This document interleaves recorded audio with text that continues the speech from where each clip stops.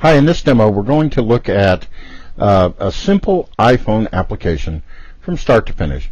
And by simple, I mean really simple. We're going to have a button and a label. When we click on the button, the label is just going to say, "Hello iPhone." So let's get started. The reason I want to do this is to kind of put everything in the context of our model view controller and to really start working up a good overview of how iPhone and iPad applications are built. So I'm going to use a single view template.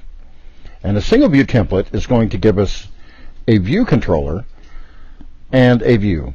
And then we can control the contents of that view controller's view within the view controller class itself. So I'm going to click on Next. I'm going to name this Hello iPhone. I'm going to make sure that my device is iPhone. I'm not going to use storyboards, and we won't be using storyboards for a little while. I am going to use automatic reference counting, and I have include unit tests unchecked. So I'll click on Next. I'm going to save this in the Chapter 2 video folder and click on Create, and we're off and running. Now in the project properties summaries, we can see that there is more stuff here. There's the orientations for the device that we're going to support for an iPhone. There's status bar properties here. We will drag our application icons, if we have any, into these for a regular non-retina display and a retina display. There are launch images here. And we can see that 3 frameworks have been included for us: the UIKit framework, the Foundation framework, and Core Graphics. UIKit gives us UI controls, user interface controls, and some more supporting structure for that. And Core Graphics gives us some basic graphics functionality. Okay, the other thing we have here is an app delegate class, a view controller class, and a viewcontroller.zib file. And .zib files are referred to by the name nib. The nib designation comes from the Next Step Interface Builder. The interface builder we can get very simply by clicking on that zib file. And I can see that my view controller has a view, and that object is named view with a capital V. Now if I look at files owner, this is the views files owner. So if I look at the properties of that by right clicking, I can see files owner's properties. I can see that it has an outlet named view that is pointing to view with a capital V. I can change some things about this view.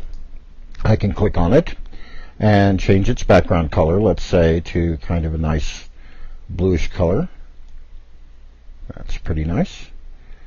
And I can do some other things as well that we'll be exploring as we go throughout the course. So I'm going to save this now.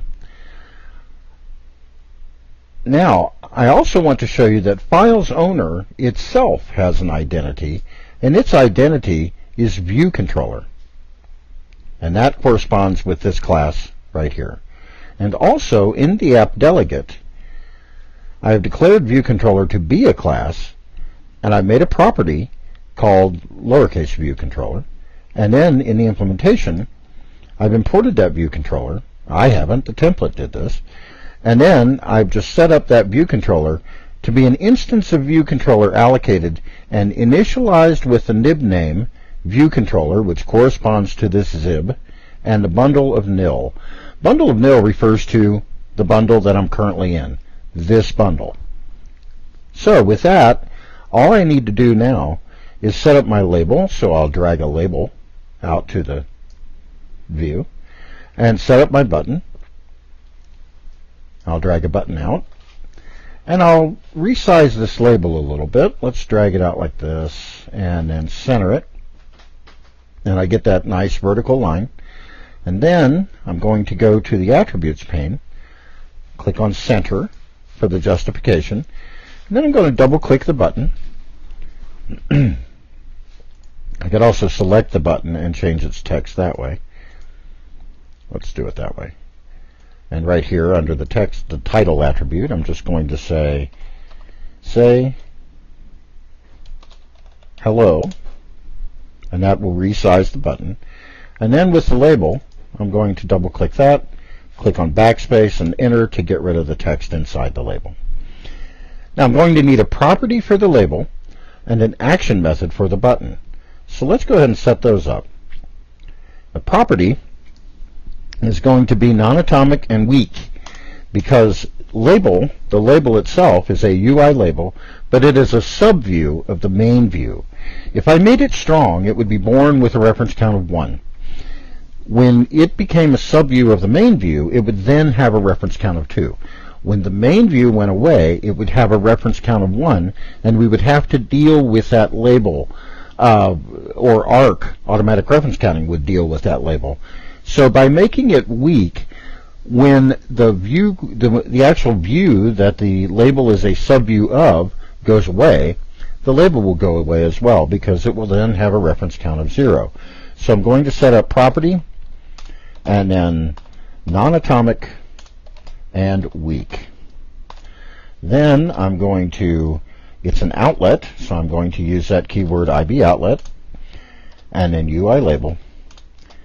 It's a pointer because UI label is a class. We're making an object. And I'm just going to call this display. There we go. And then I need a method. This is a instance method of a view controller.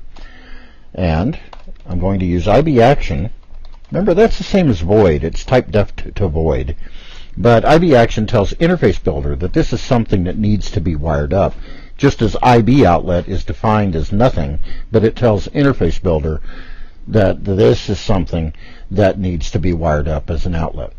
So our action method, let's just call it button clicked or button touched. And then the parameter is whatever was touched. So that's going to be a UI button.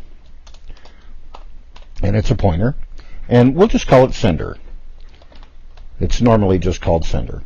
So now if I save this, I see these two little circles, and we'll deal with those in just a minute. They say that they have not been, this outlet and action have not yet been wired up to anything.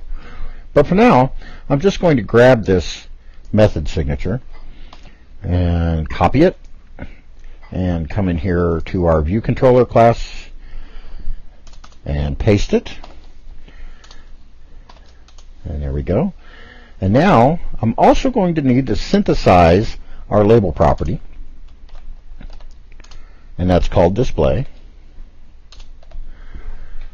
And now all I need to do is when the button is touched, I just say self.display, and that's our label, .text. UI label has a property called text, and it is the text of the label. And then I set that to an NSString constant, @, and I'm just going to say hello iPhone. And there we go. And now when we run the app, I should see my nice blue background with a say hello button, and I shouldn't see this label until I click this and get the text. So let's run and see what happens. And there we go. Now when I click the say hello button, it doesn't do anything. The reason it doesn't do anything, you thought I made a mistake, didn't you? It's an educational opportunity. The reason we don't do anything is because we haven't wired up the label or the button. So if I right click on Files Owner, I see my outlet display, and I'm just going to grab this little circle and drag it to my label, and it knows it's a UI label, so it works. And then I'm going to take my button touched method and drag it in the same way to my hello button, my say hello button. And with buttons, we nearly always use touch up inside. We'll explore some of these other opportunities later. And that's set. And now I can close this, and now I can run. And now when I click my say hello button, it says hello iPhone, and there we go, and it's working. The other thing I wanted to show you is that once we wire up the outlet and the action to our label and our button, the circles are filled. So these circles indicate whether or not a wiring has occurred in the interface builder. Okay, thank you very much.